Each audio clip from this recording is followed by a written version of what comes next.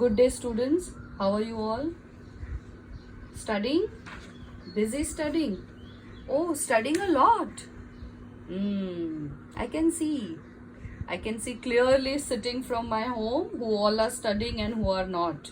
I get the direct report from your parents, right? And now that you're in 7th grade, I think you should behave with little responsibility, right, students? All right. So what you're going to do, since you people are not studying at home on your own, I have decided that once this chapter is over, I'll upload the worksheet and then take a test so that you're forced to sit and study at home, right? And now you cannot even say no, because I'll be directly mailing the paper to your parents, and then parents are at home, so they will conduct your test, right? Correct. Very good. Very happy. All right, so let's proceed. We have so far completed plants tissues. In that we studied about meristematic tissues. Then we moved on to the simple permanent tissues, and today we are going to deal with complex permanent tissues. All right. So before we start, let me tell you, the complex tissues are of two types. The complex permanent tissues rather are of two types, which help in conduction of food across the plant and also absorption of water and minerals from the soil. That is done by the roots, of course, but then it has to be transported, right? The roots just can't sit with the water with itself. So the water has to be transported to each and every corner of the plant. So you can compare this system, this system of complex permanent tissue with our circulatory system. All right, so let's start quickly and see what it is exactly. So let's have a quick look at the general characteristics of complex permanent tissue. Complex tissues are composed of more than one type of cell, all right, that are specialized to perform a certain set of functions. So far what we saw, why we were calling them as simple permanent tissue, because the tissues were made up of only one type of cells. If you remember, when we were studying about parenchyma, so in parenchyma, how were the cells? The cells had thin wall. All the cells in parenchyma tissue will be having thin cell wall. Then they will be either spherical or oval in shape. They will have a large vacuole. All right. So these characteristics were applicable to each and every cell of the tissue. What happens in complex tissue? It becomes complex simply because it is not made up of one type of cell. It is made up of more than one type of cell. Is that clear? So that the entire tissue then performs as one tissue, performing certain set of functions. Okay, so complex tissues are composed of more than one type. That is the reason why they are complex. So if you are asked to give a reason as to why we call xylem as a complex tissue, you will say that because they are composed of more than one type of cell. Okay, then as these tissues are responsible for transporting food and water in the plant body, they are also called as conducting tissue. Okay, now conducting because it conducts or transports or translocates food and water across the plant body. Hence, they are also known as vascular tissues. Now, I want you to note down this word vascular tissues, because the word vascular is actually universal for plants and animals alike. Now, in the animal body, when we say the vascularization has occurred, means formation of blood vessels have formed. I repeat, note it down. When we say vascularization has happened in any animal body, in some organ, in some part of the body, that vascularization has happened, means formation of blood vessels has happened. So if formation of blood vessels has happened, that means blood is reaching till that part. So what is blood carrying? Blood is carrying oxygen, blood is carrying food, blood is carrying all the important things required for the tissues to live and work, right? on the similar lines, when we say these tissues, the complex permanent tissues are vascular tissues, these tissues are actually forming the lifeline of the plant. The plant cannot survive without these tissues in place. Correct? Because without food or without water, not a single cell will survive. Can we survive without oxygen or food? Absolutely no. Just like that, the plants, though they are capable of producing their own food, agreed, leaves will produce food. We have seen that in photosynthesis, that leaves produce food, fine. But there are roots who are not able to photosynthesize. They are under the ground, they are inside the soil. How they will work? They also need food. So for them, the food has to be transported from the leaves right up to the root tip. Correct? Similarly, the roots are absorbing water, the leaves are not. But the leaves require water for photosynthesis. Then how will they get water? The water has to be transported to them. For this purpose, the vascular tissues are formed. So what all names we have for complex permanent tissues? We have two names: conducting tissues or vascular tissues. Now again, a give reason could be asked. The xylem and phloem are called as conducting tissues. Justify. Why? Because these tissues are responsible for transporting food and water in the plant body. Is that clear, students? Okay. Then what are the two types of complex permanent tissues that we are going to study? Xylem and phloem. Now, when you go in grade 8, you will have a detailed study of xylem and phloem tissue. For this year, we just have to understand the basic plan, structural plan of xylem and phloem. You do not have that at all in details. Alright, so that is why I keep repeating, students, whatever we are studying year after year, we are going to add on more to the same concept. Okay, it's not that 7th I have studied, I don't have to remember that in 8th, or whatever I have studied in grade 6, I don't have to remember that in grade 7. 6th is gone, I have passed, I have got good marks, now I'm in 7th grade, I will not remember that. No. Everything that you study is the base for next year. Clear with this? So xylem and phloem, I am going to introduce it this year since it's just the basic structure that you need to understand. The detailed structure is there in grade 8. Alright, so let us have a look at both the tissues. Now the xylem is a complex permanent tissue which is consisting of both sclerenchyma and parenchyma tissues, right? I hope you remember the last video lesson was about the simple tissues which had parenchyma, collenchyma and sclerenchyma, right? So xylem, if you look at the structure of xylem, it is mainly composed of both parenchyma tissue and sclerenchyma. Alright, now what is the role of xylem? Xylem is helping in conducting water and minerals dissolved in the water. Alright, so they are called as the water conducting tissue. Now what will be the direction of the movement of water here? Yes, obviously from the roots up to the last part of the plant. So the plant apex or the uppermost tip of the plant as well as on all the sides. Okay, so it is responsible for conduction of water and minerals from roots to the tip of the plants.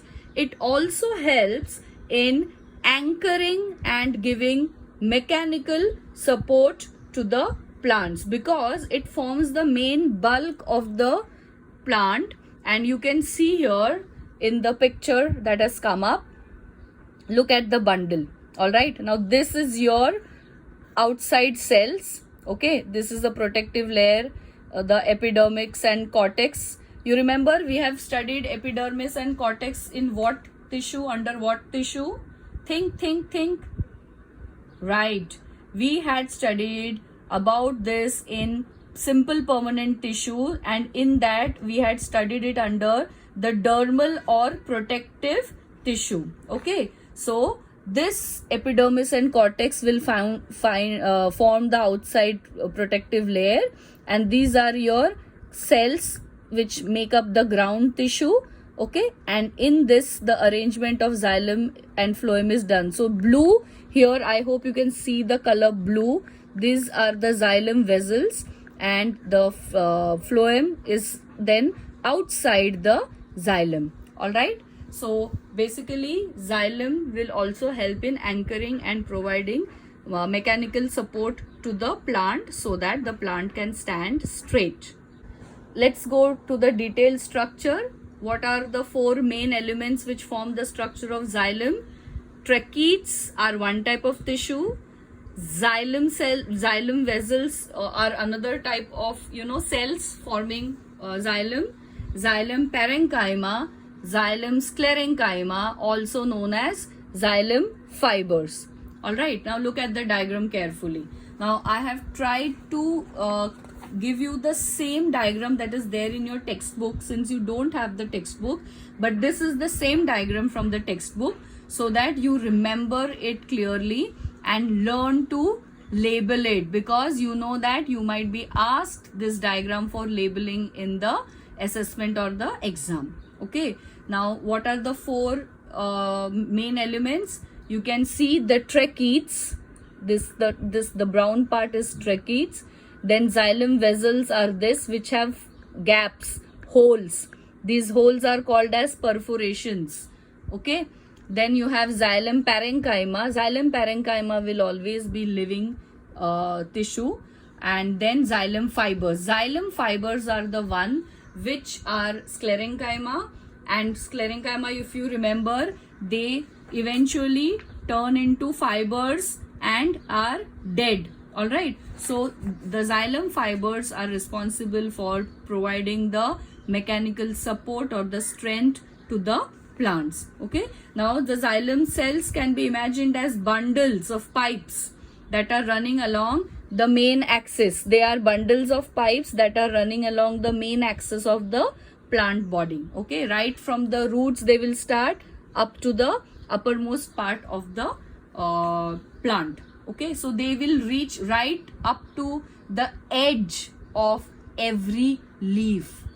If you remember, the leaf structure has got a vein, a main vein, and veinlets in case of reticulate venation, and parallel veins in case of parallel venation. So what are these veins? These veins are nothing but this xylem tissue reaching up to the tip of the leaves. Okay, so these are nothing but the pipes. You can imagine a plant, a tree with many pipes. Those pipes are nothing but xylem tissue, which will be carrying water and dissolved minerals to the entire plant body. Next is phloem. Phloem is a part of the conducting tissue responsible for transporting food materials across the plant. If you look at this image, you can see that there are two colored arrows. One is blue, depiction of water and mineral salts being absorbed, which are going only in one direction, that is against the gravity up. Whereas the other color, that is pink colored arrows, are going in both directions. They are going down as well as they are going on the sides. Okay, so that means phloem, the phloem pipes that are there, that will be responsible for conducting food in both the directions.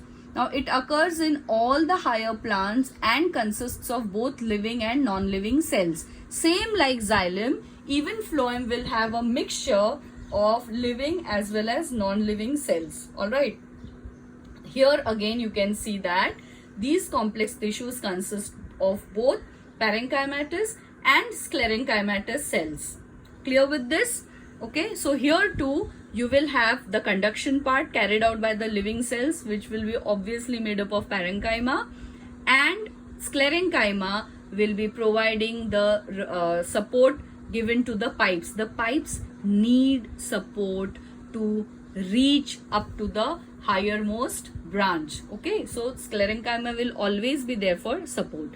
Now, apart from transporting food, it also stores food that is excess and provides mechanical support to the softer phloem tissue. All right, so what happens is the leaves are obviously going to produce food which will be consumed, but it will be producing food that will be in excess, as the entire amount of food won't be consumed completely, right? So whatever extra is there is always stored in the phloem tissue. All right, now let us have a look at the structure of phloem tissue.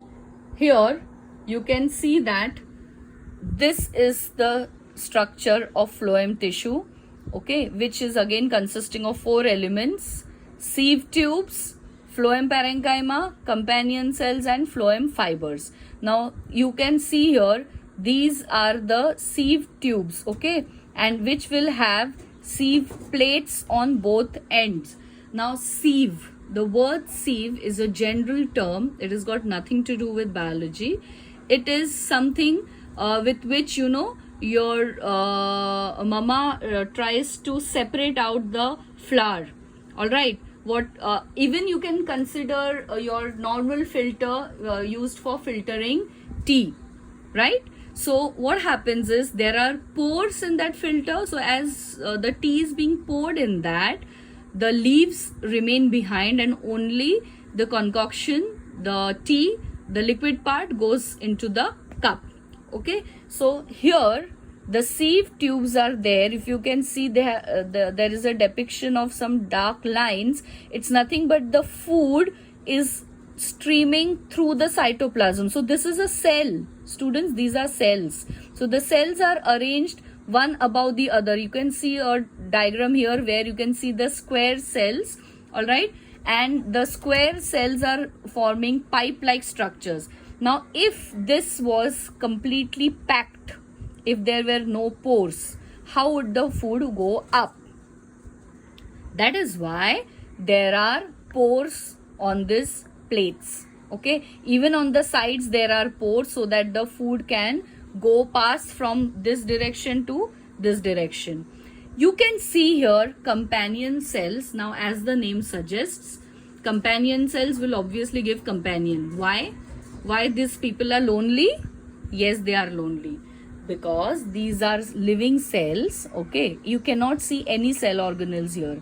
So as soon as the cell is formed, the entire cytoplasm is cleared of the cell organelles, so that the food can pass very easily across. Then if the cell has to be living, somebody has to take charge of the cytoplasm, and so the companion cell along with its nucleus will take charge of the adjacent cells, okay. So there are companion cells throughout every every sieve cells will have a companion cell, okay. And then phloem parenchyma is always there on the sides as the living tissue to protect and help in production of food, storage of food, as well as the phloem fibers will be the phloem fibers are those yellow ones, okay. The phloem fibers are there for mechanical support. All right, so what is the work of phloem? The phloem cells or phloem tissue are called food conducting cells. Why? Because they carry dissolved food substances in downwards and upwards direction from the leaves to other parts of the plant.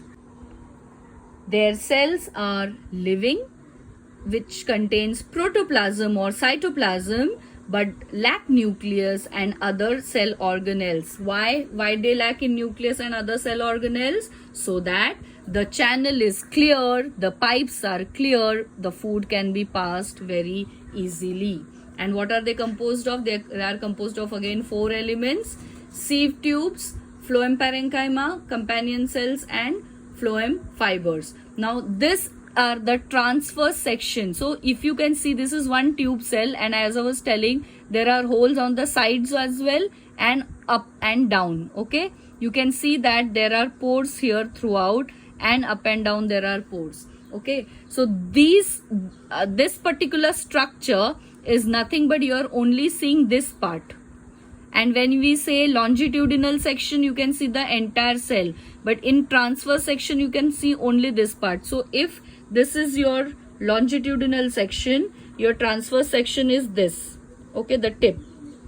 This is your transverse section. All right, and this is your longitudinal section. Clear with this? So these circles are nothing but you can only see this ends. All right, whereas if this is the longitudinal section of the phloem. Okay, so that is all about xylem and phloem. Let us have a quick look at what activity or home task I have given you today. Now this is an activity to show that xylem conducts water. I have given a link where a experiment is performed. So in that experiment, whatever they have done, you may perform this experiment at home, and instead of using colored ink, you can use beetroot for adding color to the water. So the water turns red. And the plant taken here, they have shown is balsam. Balsam is a type of small weed. Okay, but instead of that, you may take any plant.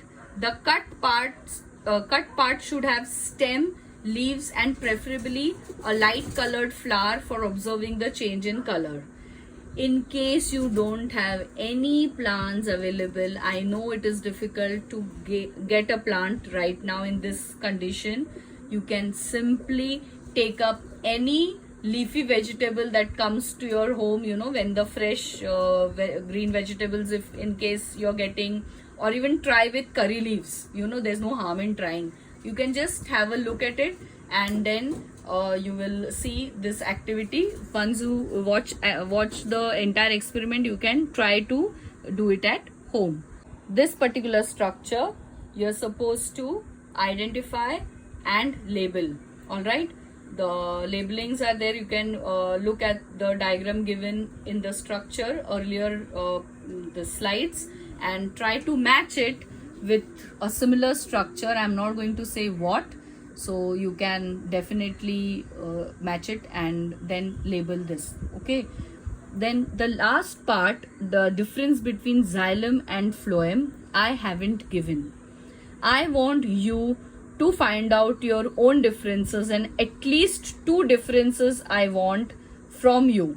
All right, so you will differentiate between xylem and phloem and come up with any 2 points that you think of. Is that clear, students? All right, and that's all for today. I have kept this video shorter because we come to an end of plant tissues. The next part will be animal tissues. So I didn't want to start animal tissues just like this in between. You revise all the tissues clearly. Then I will be uploading a worksheet, and then we can have a test. All right. And in case you have any doubts, you can put it up to your parents so they can pass it to the class representative, and I can solve it. All right. So you can try doing that. You will get doubts only if you study. So I know that you people are giggling right now when I say this. You better study, and in case you have not understood anything, please reach out to me. I will solve it. Since this tissues and all, it's little new to you and little complex. You might find it difficult, especially without any book to fall upon. But I'm telling, whatever slides I have sent, you can read up from that. That will be good enough. Is that clear? Take good care of yourself. Stay safe. Bye.